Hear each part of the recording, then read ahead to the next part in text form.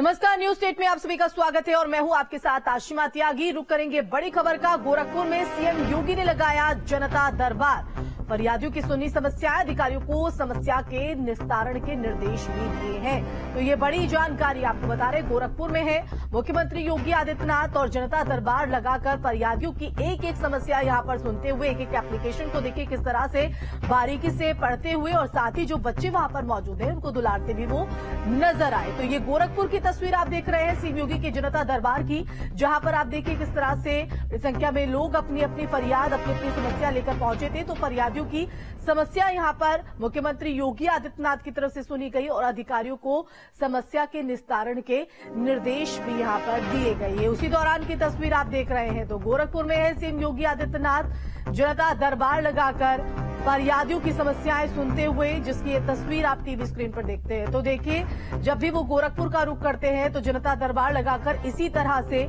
जो जन जन अपनी समस्या लेकर पहुंचते हैं, कुछ समस्याओं का मौके पर ही निपटारा मुख्यमंत्री योगी आदित्यनाथ की तरफ से किया जाता है। लेकिन कुछ समस्या ऐसी हैं जिनको लेकर अधिकारियों को निर्देश दिए जाते हैं।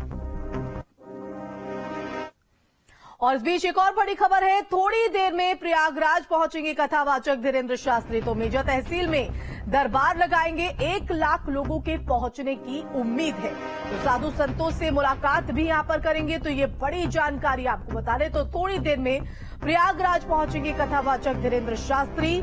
मेजा तहसील में दरबार यहां पर उनका होगा। तो 1 लाख लोगों के पहुंचने की उम्मीद है। तो ऐसे में सुरक्षा भी पूरी तरीके से चाक चौबंद। तो साधु संतों से भी मुलाकात का कार्यक्रम यहां पर रहेगा। तो हाल ही में चर्चा में आए हैं कथावाचक धीरेन्द्र कृष्ण शास्त्री और अब प्रयागराज में उनका दरबार यहां पर लगेगा, जिसमें लाखों लोगों के पहुंचने की उम्मीद है।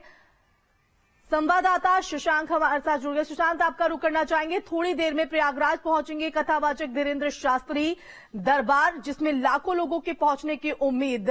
तो क्या कुछ तैयारियां हैं वहां पर और सुरक्षा के लिहाज से किस तरह से मुस्तैद पुलिस?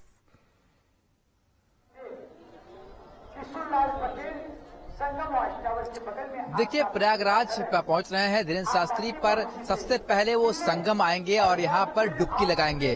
तस्वीरों में आपको दिखाएंगे ये संगम का दृश्य आप देख सकते हैं। सुरक्षा व्यवस्था बेहद कड़ी की गई है। यहाँ पर पुलिस फोर्स को यहाँ पर तैनात किया गया है और यहीं पर सबसे पहले महंत धीरेन्द्र शास्त्री आएंगे और यहाँ पर गंगा में डुबकी लगाने के बाद वो सतवा बाबा के आश्रम के यहाँ पर जो कैंप लगा हुआ है वहां पर जाएंगे। महंत संतोष दास से मिलेंगे और महंत संतोष दास खुद भी यहाँ पर मौजूद हैं और उसके बाद वो मिर्जा तहसील में अपने दरबार लगाने के लिए जाएंगे। आप देखिए किस तरीके से पुलिसकर्मी जो है वो रस्सी लेकर यहाँ पर पहुंचे हुए हैं ताकि उनकी सुरक्षा में किसी तरह की कोई कोर कसर न रह जाए। इसका जो है वो खास ध्यान दिया जा रहा है। तस्वीरों में आप देख सकते हैं। इसके अलावा आज जो उनका ये जहाँ पर दरबार लगाया जाएगा वो लगभग 12 बजे से लेकर 3 बजे तक लगाया जाएगा। पर उससे पहले यहाँ पर देखिए किस तरह की तैयारी जो है वो आपको देखने को मिल रही है। यहाँ पर तैयारियां साफ नजर आ रही है। कितनी पुख्ता जो है सुरक्षा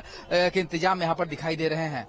तो बिल्कुल कई संतों से भी कार्यक्रम है मिलने का, संतोष दास जी भी हमारे साथ जुड़ रहे हैं। गुरुजी, आज क्या कार्यक्रम है बागेश्वर धाम सरकार का? देखिए, माघ मेला एक आध्यात्म का बड़ा संगम है। इस माघ मेले में जो भी आता है वो गंगा स्नान करता है, संतों से मिलता है, प्रणाम करता है। हमें लगता है कि यही संतों के मेले में जो भी सनातन को मानने वाला होगा, जो सनातन पे आस्था रखता होगा, वो निश्चित ही प्रयाग में आता है।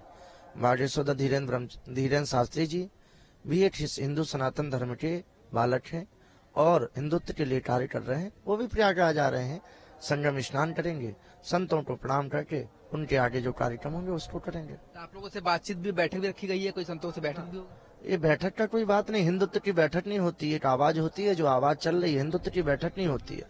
भारत में हिंदुत्व का एक बात हर हिंदुत्व के उसमें हृदय में चली जाती है, उसको पालन करता है। हिंदुत्व की कोई बैठक नहीं होती है। हिंदुत्व का एक आवाज उठाई जाती है कि ये सनातन पे जो कुठाराघात करने वाले लोग हैं, जो सनातन को तोड़ना चाहते हैं, उनके लिए आवाज उठाई जा रही है। एक कुंभ से, माघ मेले से हमेशा महापुरुषों ने, शंकराचार्यों ने, जगत गुरु भगवानों ने, अनेक धर्माचार्यों ने, व्यासपीठों ने, सबने भारत की संस्कृति के लिए और सनातन के लिए बात की है और वो अनवरत चालू है।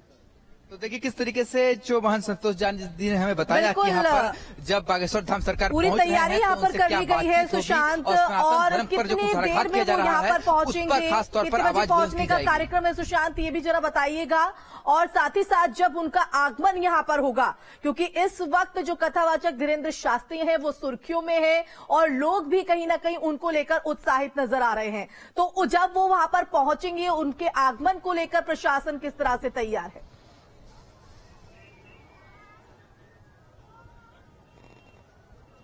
देखिए उनके आगमन की बात की जाए तो सबसे पहले यहाँ पर बात हुई थी कि जो यहाँ पर आयोजक थे उनके द्वारा पेपर फॉर्मेलिटी पूरी नहीं की गई थी, इसलिए पहले सुर्खियों में खबर यह आई थी कि यहाँ पर परमिशन नहीं मिला है। पर बाद में जब यहाँ पर सारी फॉर्मेलिटी पूरी की गई तो परमिशन मिल चुका है।